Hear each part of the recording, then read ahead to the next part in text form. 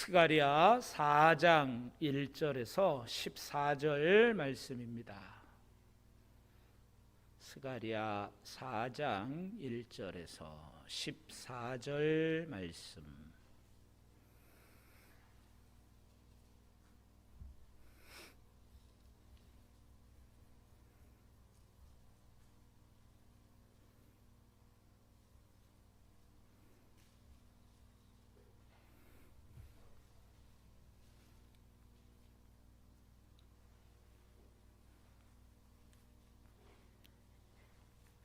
다 찾으셨어요? 찾으셨으면 우리 함께 읽겠습니다. 내게 말하던 천사가 다시 와서 나를 깨우니 마치 자는 사람이 잠에서 깨어난 것 같더라. 그가 내게 묻되 내가 무엇을 보느냐? 내가 대답하되 내가 보니 순금 등잔대가 있는데 그 위에는 기름 그릇이 있고 또 그 기름 그릇 위에 7 등잔이 있으며 그 기름 그릇 위에 있는 등잔을 위에서 7 관이 있고 그 등잔대 곁에 2 감람나무가 있는데 하나는 그 기름 그릇 오른쪽에 있고 하나는 그 왼쪽에 있나이다 하고 내게 말하는 천사에게 물어 이르되 내 주여 이것들이 무엇이니까 하니 내게 말하는 천사가 대답하여 이르되 내가 이것들이 무엇인지 알지 못하느냐 하므로 내가 대답하되 내 주여 내가 알지 못하나이다 하니 그가 내게 대답하여 이르되 여호와께서 스룹바벨에게 하신 말씀이 이러하니라. 만군의 여호와께서 말씀하시되 이는 힘으로 되지 아니하며 능력으로 되지 아니하며 오직 나의 영으로 되느니라. 큰 산아 내가 무엇이냐? 내가 스룹바벨 앞에서 평지가 되리라. 그가 머릿돌을 내놓을 때에 무리가 외치기를 은총이 그에게 있을지어다 하리라 하셨고 여호와의 말씀이 또 내게 임하여 이르시되 스룹바벨의 손이 이 성전의 기초를 놓았은즉 그의 손이 또한 그 일을 마치리라 하셨나니 만군의 여호와께서 나를 너희에게 보내신 줄을 내가 알리라 하셨느니라. 작은 일의 날이라고 멸시하는 자가 누구냐? 사람들이 스룹바벨의 손에 다림줄이 있음을 보고 기뻐하리라. 이 7은 온 세상에 두루 다니는 여호와의 눈이라 하니라. 내가 그에게 물어 이르되 등잔대 좌우에 2 감람나무는 무슨 뜻이니까 하고 다시 그에게 물어 이르되 금 기름을 흘리는 2 금관 옆에 있는 이 감람나무 2 가지는 무슨 뜻이니까 하니 그가 내게 대답하여 이르되 내가 이것이 무엇인지 알지 못하느냐 하는지라. 내가 대답하되 내 주여 알지 못하나이다 하니 이르되 이는 기름 부음 받은 자 둘이니 온 세상에 주 앞에 서 있는 자니라 하더라. 아멘. 할렐루야.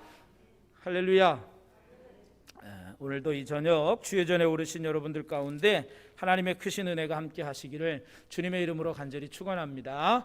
여러분들이 힘이 있으셔야 저도 힘이 있죠. 여러분들이 늘 말씀드리지만 리액션이 있어야 저도 힘이 나서 하지. 아무 대답도 없으면 내가 지금 설교를 잘 하고 있는 건가 늘 이 생각하다 보면 자꾸 딴 길로 빠진다니까요. 여러분들이 힘있게 대답해 줘야 저도 힘있게 설교합니다. 여러분 참 어렵고 힘든 시대를 살아가잖아요. 정말 앞이 캄캄하고 끝이 보이지 않는 그런 긴 터널 속에 살아가는 것 같아요. 2년 동안 코로나 그냥 진짜 코로나만 노래하다가 코로나만 외치다가 진짜 2년이 가고 있습니다. 참 어렵습니다. 언제 어떻게 돌발 상황이 또 펼쳐질지 알 수 없어요. 다 된 것 같다 안심하다가도 또 이렇게 어려운 일을 당하는 걸 보면 참 끝까지 긴장할 수밖에 없는 그런 모습들을 우리가 봅니다. 여러분 끝까지 건강하시고요. 끝까지 우리가 정말 기도하는 그런 삶을 살아야 합니다. 오늘 이 스가랴서도 보면 이 스가랴서를 참 또 시기적으로도 보면 제가 스가랴서를 시작하면서도 그런 말씀드렸지만 예수님의 오심을 기다리는 강림절기도 있고 또 그래서 이 예수님에 대한 예언을 가장 많이 하고 있는 구약 성경의 이 스가랴서를 본다고 말씀드렸는데, 이 시대에 또 스가랴가 주는 이 소망의 말씀을 통해서 우리가 다시 한번 우리도 소망을 갖는 그런 시간이 되지 않겠나 하는 생각을 해봅니다.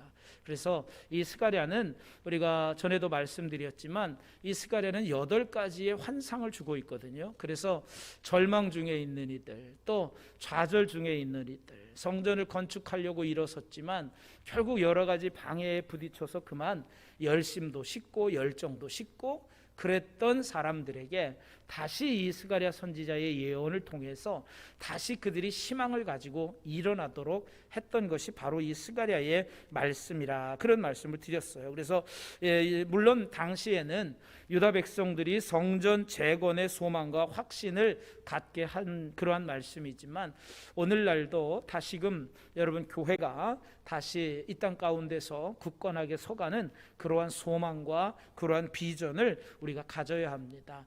지난 한 해만 해도, 최근 몇 년 사이에도 우리 기독교 인구가 많이 줄었고요. 작년 한 해만 해도 한국의 대표적인 교단 6개 교단에서, 우리 감리교회를 포함한 6개 교단에서 수십만 명이 교회를 이탈했습니다. 그러니 얼마나 참 선교적으로 어려운 시대입니다. 근데 그러함에도 불구하고요, 전도가 되는 교회는 됩니다. 그러한 시기에도요, 주님 앞에 주님을 찾는 이들은 나옵니다. 오늘도 이 시대에도 이 예수님은 우리에게만 필요한 게 아니고요, 모든 이들에게 필요한 분이 바로 예수님입니다. 그래서 오직 예수님만이 우리의 희망이시고 소망이십니다. 그래서 우리는 이 예수를 전해야만 합니다. 그런데 이 예수를 전하는 것이요, 나는 내 힘으로 하려고 하지만 그게 잘 안 돼요. 우리의 의지만 가지고는 안 돼요. 그래서 오늘 스가랴 선지자가 본 환상을 통해서 하나님이 스가랴에게 말씀해 주는 건, 오직 이건 힘으로도 능으로도 되는 것도 아니고 오직 나의 영으로 되느니라, 이렇게 말씀하고 있는 것입니다. 오직 성령으로 가능하다라고 하는 것입니다. 오늘도 우리가 낮에 에베소서 5장 15절에서 21절의 말씀을 통해서 성령으로 충만함을 받으라, 이런 말씀을 우리가 함께 은혜를 나눴습니다. 오늘 이 시대에 정말 우리가 성령 받지 않으면 안 됩니다. 이 시대에 우리가 성령 받아야만 이 어려운 시대를 우리가 살아갈 수 있는 거예요. 그냥 이 시대에 그냥 흐지부지 그냥 신앙생활, 그냥 세상 세월 흘러가는 대로 그렇게 살다가는 큰일 납니다. 그래서 세월을 아껴라 그랬잖아요. 우리가 세상으로부터, 세상에 빼앗기는 우리의 시간들을 구해내야 된다니까요. 세월을 아끼라는 말은 시간을 구해내라는 말이라고 그랬잖아요. 우리가 시간을 구해내야 돼요. 하나님의 영적인 일에 투자하는 것보다 세상에 우리의 시간을 빼앗기는 그러한 시간들을 구해내야 돼요. 우리의 시간은 한정돼 있어요. 한계가 있어요. 영원하지 않아요. 여러분, 하루도 24시간으로 제한되어 있잖아요. 그처럼 우리가 살아갈 날도 언젠가는 한계가 있어요. 끝이 있어요. 그러한 시대 가운데서 여러분, 우리에게 주어진 시간을 선용하고 우리에게 주어진 시간에 최대한 하나님의 일을 감당할 수 있는 그런 이 시간을 구해내는 삶을 살아야 돼요. 이게 성령 충만함을 받는 사람들의 모습입니다. 그런데 오늘 참 공교로워요. 그죠? 낮 시간에도 성령에 관한 이야기, 저녁 시간에도 성령에 관한 이야기예요. 저는 이것도 제가 뭐 일부러 맞추려고 하는 것도 아니고 본문에 따라가다 보니까 오늘 우연찮게 이렇게 또 낮에도 또 저녁에도 성령에 관한 이야기예요. 그러니까 이 시대에 하나님이 정말 우리에게 필요한 것은 바로 성도들이 성령 받아야 한다는 걸 우리에게 강조하시는 그런 말씀이라고 저는 생각을 합니다. 우리의 힘으로, 우리의 능력으로가 아니라 성령으로만 가능하다. 성령 받아야 성도들이 하나님의 백성으로 온전히 살아갈 수 있다. 이 이야기를 해주고 있는 거예요. 오늘 이 스가랴 4장의 말씀은 이 스가랴가 본 8가지의 환상 가운데 5번째 환상입니다. 그 5번째 환상을 보는데 순금 등잔대와 2 감람나무에 대한 환상을 보는 것입니다. 그런데 이 스가랴가 오늘 1절에 보면, 내게 말하던 천사가 다시 와서 나를 깨우니 마치 자는 사람이 잠에서 깨어난 것 같더라, 이렇게 말합니다. 여러분, 당시에 이 스가랴 외에도 하나님의 일을 하는 사람들이 스가랴밖에 없었겠습니까? 아마 여럿이 있을 수도 있어요. 근데 그 가운데서도 왜 이 스가랴에게 하나님께서 이렇게 말씀해 주셨을까? 아마 하나님은 이 스가랴가 깨어있는 사람이라는 걸 아신 것 같아요. 스가랴의 영성과 스가랴의 그 순결함을 아셨고, 그래서 스가랴는 또 기도하는 사람이라는 걸 아셨기 때문에 이 스가랴를 깨우신 거예요. 그래서 이 스가랴의 모습을 통해서 우리가 우리의 자신들의 신앙을 돌봐야 하는 것은, 낮에도 말씀드렸어요, 깨어있는 것이 마지막 때를 준비하는 사람들의 모습이다. 그런데 오늘도 보십시오. 스가랴가 주님이 깨우니까 깨었단 말이에요. 깨어났단 말이에요. 이 시대에도 여러분, 우리가 깨어있는 성도들이 돼야 되고 깨어나는 성도들이 돼야 돼요. 주님은 우리도 마치 잠자는 것 같다가 잠에서 깨어난 것 같은 그러한 스가랴의 모습을 보는데, 오늘 우리도요, 주님이 깨우시면 우리도 일어나야 됩니다. 여러분, 이 시대가 이렇게 어렵고 힘든 시기에는 여러분, 주님이 왜 이런 시기를, 이 어려운 시기를 우리에게 허락했을까요? 야, 너희들 더 이상 이제 잠을 자고 있을 때가 아니다. 여러분, 우리가 위급한 일이 생기거나 다급한 일이 생기거나 어려운 일이 생기면 여러분 어떻게 합니까? 잠도 안 와요. 깨어 있어요. 깨어 있으려고 노력합니다. 그것처럼 여러분, 지금 시기야말로 영적으로 위기의 시대를 살아가고 있는 거예요. 그러니까 더더군다나 우리가 깨어 있어야 돼요. 스가랴가 마치 잠에서 깨어난 것처럼 우리도 영적 잠에서 깨어나서 하나님의 말씀을 듣고 하나님의 음성을 들어야 된다라고 하는 거예요. 그러면서 스가랴가 잠에서 깬 것 같은 그런 상태에서, 깨어난 상태에서 하나님이 그에게 보여주시는 환상을 그게 보게 되는 거예요.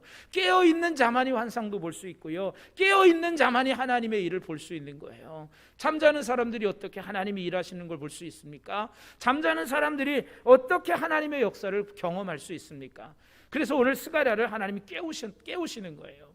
오늘 이 시대에도 하나님의 깨우심을 통해서 여러분들이 영적으로 깨어있는 그런 성도들 모두가 되기를 주님의 이름으로 간절히 축원합니다. 앞에 환상에서는 여러분, 우리가 여호수아와 또 이제 싹이라고 하는 단어를 봤습니다. 이 여호수아와 싹이라고 하는 이 단어도 결국은 예수 그리스도, 즉 메시아를 예표하는 그러한 단어라고 그랬어요. 근데 오늘도 이제 이 순금 등잔 때, 그리고 그 위에 기름이 있는 그런 환상을 보는데, 이 기름이라고 하는 건 결국은 성령, 즉 하나님의 영, 성령을 의미한다라고 하는 것입니다. 그러면서 우리는 이 스가랴의 환상을 보면서 하나님의 백성인 그리스도인이 어떠한 삶을 살아가야 되는가, 여러분 우리가 다시 한번 생각해 보기를 원합니다. 우리 그리스도인들은 결론적으로 말씀드리면 우리가 성령으로, 성령의 능력을 받고 살아가야 된다는 거예요. 자, 오늘 2절 3절 말씀에 보면 7개의 순금 등잔대가 있고, 그 등잔대에는 각각 기름 그릇이 있고, 그 기름 그릇 위에 7 등잔이 있습니다. 여기에 등장하는 이 순금 등잔대는 모세의 장막과 솔로몬의 성전에 있었던 그러한 등잔대와는 모양이 조금 다릅니다. 본문에 기록하고 있는 이 순금 등잔대는 1차적으로 당시 재건 중이던 예루살렘 성전을 의미합니다. 그래서 이 1차적으로는 예루살렘의 성전을 의미하고 있고요, 시대적으로 보면. 그러나 이걸 또 궁극적으로는 신약의 교회와 하나님의 나라를 의미한다는 거예요. 그래서 여러분, 그 계시록에 보면 교회를 뭐라고 표현하고 있어요? 7 촛대라고 표현합니다. 그래서 이 7 촛대로 표현하고 있는 그것을 이제 계시록에서는 7 교회를 상징하고 있는데, 이것처럼 여기서 지금 상징하고 있는 7 순금 등잔대는 바로 교회, 당시에는 재건되어질 예루살렘의 성전을 의미하고 있다, 이렇게 말하고 있는 것입니다. 그리고 그러면 두 감람나무는 뭐냐? 여호수아와 스룹바벨을 뜻하는 것입니다. 그리고 궁극적으로는 이 감람나무는 결국 메시아인 예수 그리스도를 예표하는 것이다. 그래서 이 스가랴서에서는 예수님을 상징하는, 또한 메시아를 상징하는 단어들이 많이 기록되어져 있다는 것입니다. 자, 그러면서 이 순금 등잔대와 두 감람나무를 그가 보는데 하나는 오른쪽에 있고 하나는 왼쪽에 있어요. 그래서 이제 이 스가랴가 도대체 이게 무엇입니까? 두 등잔대와 감람나무의 의미를 묻는 스가랴에게 천사는 이제 그 환상에 대한 해석이 아니라 하나님의 말씀에 대한 스룹바벨에게 하신 말씀을 그가 전달하고 있는 거예요. 그래서 5절 6절 말씀에 보면 내가 이것이 무엇인지 알지 못하겠습니다 이렇게 말하니까 6절에 그가 말합니다. 그 천사가 내게 대답하여 이르되 여호와께서 스룹바벨에게 하신 말씀이 이러하다. 만군의 여호와께서 말씀하시되 이는 힘으로 되지 아니하고 능력으로 되지 아니하고 오직 나의 영으로 되느니라 이렇게 말씀하고 있습니다.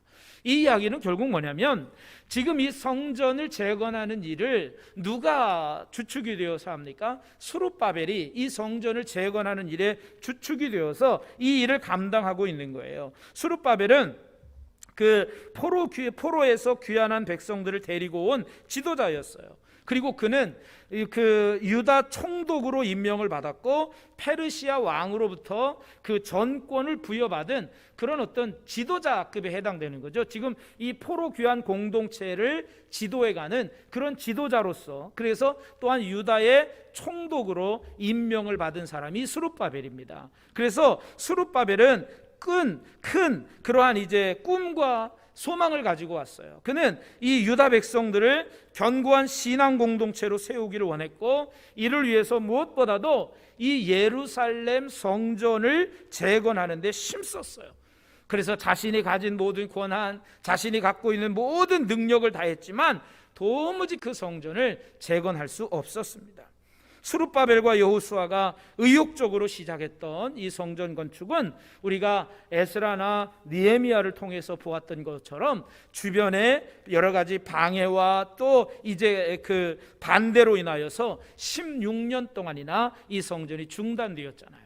그래서 스룹바벨은 여러 방해 세력에 치여서 육적으로나 또한 영적으로 매우 피곤하고 지치고 고단해 있을 것입니다. 그런데 그때에 스룹바벨에게 하신 말씀이 바로 이 말씀이라는 거예요. 이것은 너의 힘과 너의 능력으로 되는 것이 아니라 오직 나의 영으로 되느니라 말씀하셨습니다.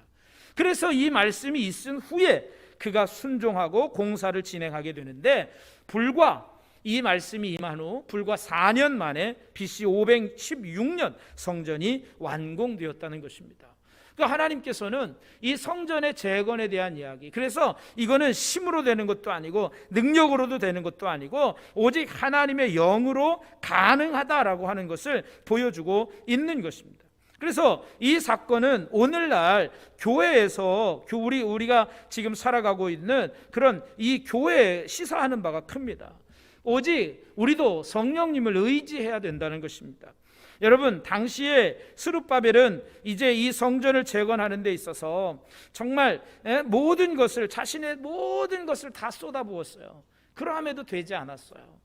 그러면서 하나님이 하시는 말씀은 오직 하나님, 이 성전 재건은 하나님의 능력, 즉 성령의 능력 안에서만 이루어진다는 거예요. 그러면서 이 성전 재건을 주도해가는 스룹바벨과 여호수아가 오직 하나님만을 의지해야 한다라고 하는 그런 말씀을 지금 주시고 있는 그러한 내용이다라고 하는 것입니다. 그래서 그는 이 말씀을 듣고 오직 성령님을 의지합니다. 하나님만 의지하고 하나님의 영을 의지하고 성전을 재건하는 데 힘을 썼어요. 그렇다면 오늘 교회도 마찬가지예요. 이 순금 등잔대가 의미하는 건 이제 예루살렘 성전을 1차적으로 의미한다고 그랬잖아요. 그리고 신약 시대에 와서는 그것이 교회를 상징하는데 교회도 마찬가지라는 거예요. 교회도 여러분 사람이 일하는 것 같지만 사람이 일하는 게 아니라 교회도 하나님이 일하신다는 겁니다. 성령님이 일하신다는 겁니다. 여러분, 우리 교회의 비전의 첫 번째가 뭔지 아세요? 우리 교회 비전과 목표 첫 번째, 제가 매일 묻잖아요. 저 뒤에 뭐 괜히 제가 현수 막 보라고 저렇게 써붙인 줄 아세요? 몇 년 동안 좀 보고 외우시라고. 우리 교회 첫 번째, 우리 교회의 비전과 목표 첫 번째, 우리 교회는 성령의 공동체입니다 라고 하는 거예요. 저는 늘 새벽마다 기도합니다. 우리 교회는 성령의 공동체입니다. 성령님이 주인 되시는 교회입니다. 성령님이 일하시는 교회입니다. 성령님 일하셔야 합니다. 여러분, 우리 교회는 성령의 공동체예요. 교회는 성령님이 주인 되시는 거예요. 하나님의 영이 이끌어가는, 성령이 이끌어가는 교회가 돼야 되는 거예요. 그래서 교회도 마찬가지예요. 오늘날 교회도 성령님이 이끄시는 그런 교회가 돼야 된다는 거예요. 그러니까 우리는 오직 성령님을 의지해야 된다는 거예요. 성령님을 의지하는 것은 아까 낮에도 말씀드렸지만 성령님이 나를 온전히 지배하시도록 내 모든 내 영역을 다 하나님께, 성령님께 내어 맡기는 거예요. 그래서 이 하나님의 주권을 인정하는 그런 마음에서 비롯되는 것, 이것이 바로 하나님을 향한 우리의 믿음의 표현인데, 교회도 마찬가지예요. 교회는 사역을 진행할 때나 언제든 이 말씀을 기억하고 성령의 역사를 간구해야 돼요. 그래서 정말 늘 신중하고 또 정말 하나님이 함께 해주시기를 늘 바라고 기도하는 그런 우리의 모습이 되어야 됩니다. 여러분, 신앙생활도 마찬가지예요. 능력, 요즘 소위 말하는 스펙, 또 줄, 세상에서 말하는 줄이 있어야죠. 인맥이 있어야죠. 경력도 있어야죠. 실력도 있어야죠. 여러분, 다 중요하지만 하나님이 배제되어 있다면 설사 모든 계획이 이루어진다 해도 그 성취는 하나님 앞에서 무의미하다는 거예요. 우리는 성령의 능력을 사모해야 합니다. 여러분, 아까 낮에도 말씀드렸어요. 여러분, 열심도 중요하지만 하나님의 뜻을 알지 못하는 열심은 여러분 다른 사람을 해할 수 있어요.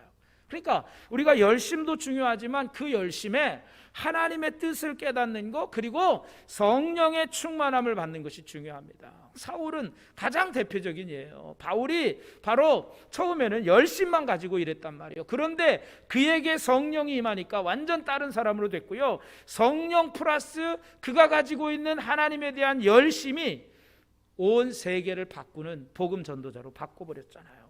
거기에 성령이 플러스 된 거예요. 아나니아가 안수할 때에 그의 눈에서 비늘 같은 것이 벗겨지면서 그가 완전히 새로운 것을 보게 됐어요. 영적 세계를 보게 되면서 그에게 하나님의 영이 임하고 성령이 임하고 그가 변화되어서 성령 플러스 열심으로 놀라운 일을 감당한 거예요. 그러니까 우리가 성령으로 하나님의 일을 감당해야 된다는 거죠. 그럼 성도는 매일 매순간 바로 이 성령의 충만함을 사모해야 된다라고 하는 것입니다.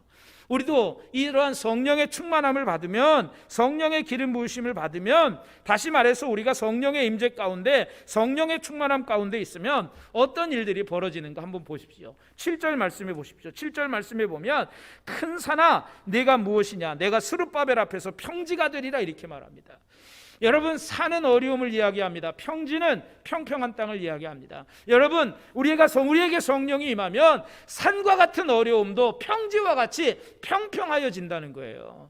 성령님이 우리에게 임하면 우리가 우리의 힘으로는 할 수 없지만 성령님의 나를 위해서 일하시면 산과 같은 어려운 문제, 정말 장벽과 같은 큰 그러한 문제도 우리 앞에서 성령님은 다 평지와 같이 바꿔주신다는 거예요.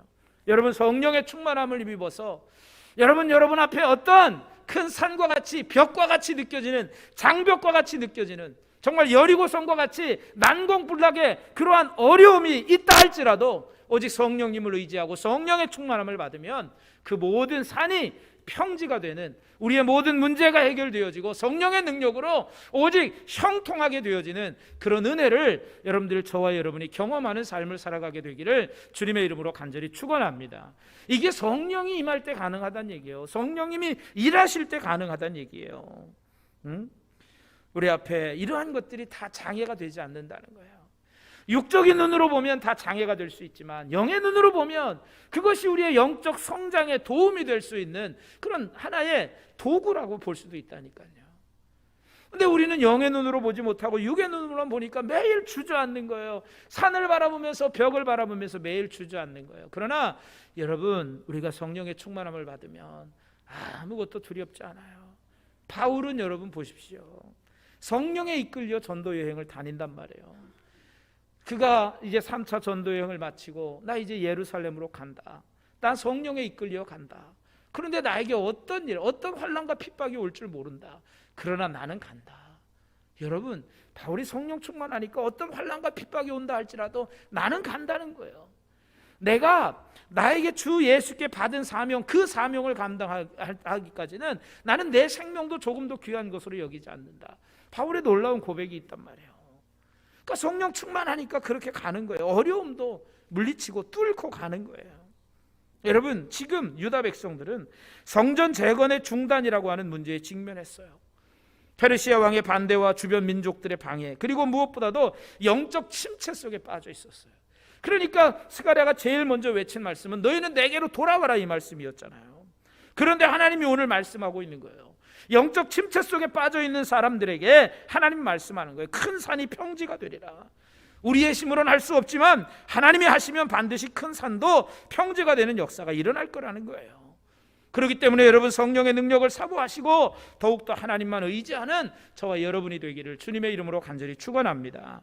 그래서 여러분, 9절 말씀에 보십시오. 어떻게 됩니까? 마침내 성령이 임하시면 스룹바벨의 손이 이 성전의 기초를 놓았은즉 그의 손이 또한 그 일을 마치리라, 이렇게 말씀합니다. 마침내 그 성전이 다 지어진다는 거예요. 그래서 이 예언대로 실제로 아까도 말씀드렸지만 시작한 지 4년 만에 이 성전이 완공되어졌습니다. 하나님이 능력의 손길로 그들을 도우셨기에 가능했다는 것이죠. 두 번째로 여러분, 성령 충만하면 어떤 일을 합니까? 겸손히 주의 일을 감당한다는 겁니다. 10절 말씀해 보세요. 작은 일의 날이라고 멸시하는 자가 누구냐? 사람들이 스룹바벨의 손에 다림줄이 있음을 보고 기뻐하리라. 이 일곱은 온 세상에 두루 다니는 여호와의 눈이라 하시니라, 이렇게 말씀하고 있어요. 스룹바벨과 백성들이 처음에 여러분 이 성전의 기초를 놓을 때 여러분 뭐 한꺼번에 많이 갖다 쌓겠어요? 아니에요. 작은 돌 하나 갖다, 기초 하나 갖다 놓은 거예요. 그것이 처음에는 얼마나 작고 초라해 보였겠습니까? 여러분, 이 성전의 기초를 놓을 때 어떤 모습이었어요? 예전에 솔로몬의 성전을 보았던 사람들은 지금 이 놓는 작은 돌 하나를 놓는 거 보면서 슬퍼했다고 그랬어요. 왜? 솔로몬의 성전에 비하면 정말 작고 보잘것 없거든요. 정말 그래서 그들은 다 눈물을 흘리기도 하고 슬퍼하기도 했어요. 그러나 그 작은 돌을 그 놓는 시작, 그 미미하고 겸손한 시작을 하나님은 보고 계셨다는 거예요. 그래서 너희들이 지금 하는 일이 누가 작은 일이라고 멸시하는 자가 누구냐? 결코 작지 않다. 하나님이 함께 하시는 일이라면 작은 일이 아니라는 거예요. 그러니까 여러분, 우리가 눈으로 볼 때는 작은 것 같아도, 보잘것없는 것 같아도 하나님께서는 작은 일에 순종하는 사람들, 그리고 보잘것없는 일처럼 보이지만 겸손히 그 일을 감당하는 사람을 하나님은 기뻐하신다는 겁니다. 그러면서 여기에는 일곱 눈이라고 표현하고 있어요. 일곱 눈은 뭐예요? 일곱은 완전수를 상징한다고 그랬죠. 하나님의 완전하신 능력, 그분의 전지전능하심을 상징적으로 보여주고 있는 거예요. 그래서 하나님이 전지전능하심으로 그들을 지키셔서 마침내 이루게 하신다라고 하는 거예요. 그런데 여러분, 이 일들을 누구를 통해서 감당하시는 줄 아십니까? 하나님은 사람을 통해서 이 일을 감당합니다. 그런데 그 사람들이 누구냐? 11절에서 14절, 그 등잔대 좌우의 두 감람나무는 무슨 뜻이며 감람나무 두 가지는 무슨 뜻입니까? 라고 이제 스가랴 선지자가 묻습니다. 그랬더니 천사가 그에게 대답하는 거예요. 13절, 내가 이것이 무엇인지 알지 못하느냐? 그러면서 내가 알지 못합니다. 14절, 이르 되어 있는 기름 부음 받은 자 둘이니 온 세상에 주 앞에 서 있는 자라 하더라, 이렇게 말씀합니다. 이 기름 부음 받은 자 둘은 누구일까요? 바로 스룹바벨과 여호수아를 상징하는 거죠. 이 두 사람은, 이 두 감람나무와 두 가지는 하나님의 기름 부음을 받아서 사명을 감당하는 사람들이에요. 그래서 14절에 기름 부음 받은 자 둘이라고 말씀합니다. 이는 당시에 대제사장이었던 여호수아, 그리고 그들을 이끌고 돌아왔던, 그리고 유다의 총독으로 임명을 받았던 스룹바벨 두 사람을 가리키고 있는 것입니다. 그러나 이것 또한 기름 부음 받은 자, 이건 결국 누구입니까? 신약에 오면 바로 예수 그리스도를 상징하는 겁니다. 그래서 예수 그리스도를 통해서 새로운 역사를 이루어 가겠다는 하나님의 뜻이 여기에 담겨져 있는 거예요.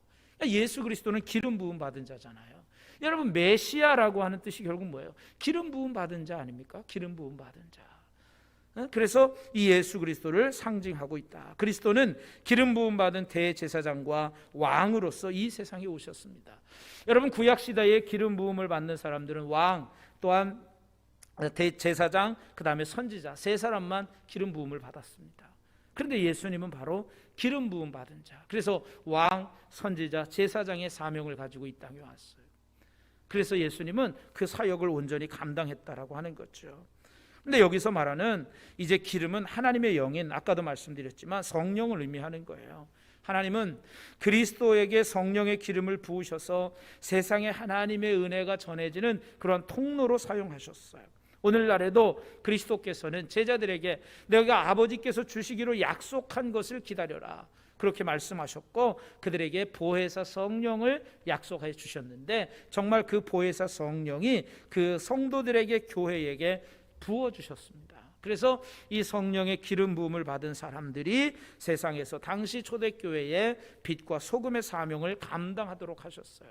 그래서 여러분, 하나님이 일하실 때 어떻게 일하시나 보십시오. 사도행전의 모습을 보십시오. 그 비겁하고 보잘것없던 제자들이요, 성령 받으니까 완전 하나님의 일꾼이 되잖아요. 그러니까 성령의 역사와 함께 일꾼이 되어서 복음의 역사가 시작됐어요. 그러니까 교회는 당연히 성령과 함께 일해야 된다는 걸 그렇게 보여주고 있는 거예요. 그러니까 그리스도인들은 성령을 받아야 한다는 거예요. 베드로전서 2장 9절에 뭐라고 말씀합니까? 너희는 택하신 족속, 왕같은 제사장들, 거룩한 나라, 그의 소유된 백성이라, 이렇게 말합니다. 우리는 다 왕같은 제사장들이라는 거예요. 우리도 다 기름 부음 받은 사람들이라는 거예요. 우리도 다 성령 받은 사람들이라는 거예요.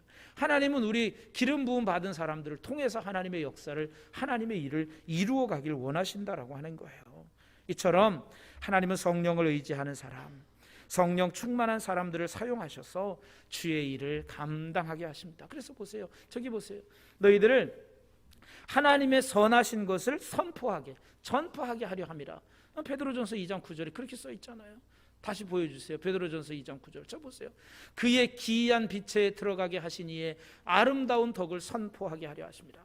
아름다운 덕을 선포한다는 게 뭐예요? 전도하는 것도 해당되기도 하고 하나님의 일을 감당하는 것도 되는 거예요. 그래서 우리를 기름 부음 받은 사람들로 세우셔서 하나님의 일을 감당하도록 우리를 부르시고 있다는 거죠. 그래서 우리 모두가 다 성령님을 의지하고 성령의 충만함을 받아서 주님의 일을 감당할 수 있는 주님의 거룩한 백성들이 다 되기를 주님의 이름으로 간절히 축원합니다. 그래서 우리는 날마다 성령의 이 충만함을 간구해야 돼요. 매일 매순간 성령의 충만함을 간구해야 돼요. 그래서 성령님이 주시는 힘과 능력을 공급받고 성령 충만함으로 높은 산이 평지가 되어지는 그런 역사가 일어나고, 작은 일에도 겸손히, 지금 우리가 볼 때는 작은 일 같지만 내가 하는 일이 뭐 미미하고 작은 것 같지만 결코 작은 일이 아니다. 결국 그것을 통해서 큰 일을 이루어간다. 그래서 작은 일이랄지라도 겸손히 최선을 다하는 삶, 내게 맡겨진 일에 대하여 최선을 다하는 삶, 그리고 주의 빛을 온전히 비추는 그런 주님의 왕같은 제사장, 거룩한 백성들로 살아갈 수 있는 저와 여러분이 다 되시고, 오늘도 날마다 여러분들이 또한 기도하실 때 성령의 충만함을 간구하시는 저와 여러분이 되기를 주님의 이름으로 간절히 축원합니다.